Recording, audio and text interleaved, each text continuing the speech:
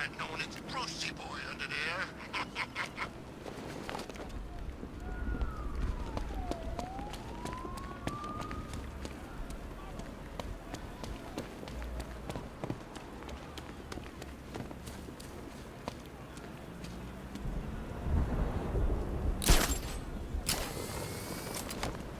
Look, you idiot. They're two different people.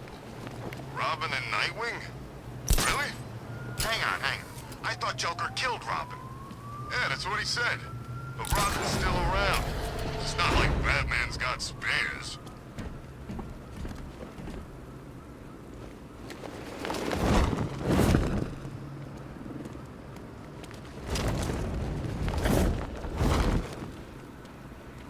So hang on. If Batman is Bruce Wayne, then who's been playing Bruce Wayne all this time?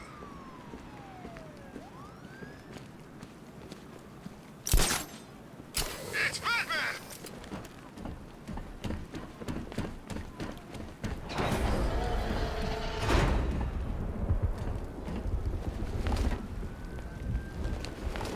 Ain't it great having these streets all to ourselves?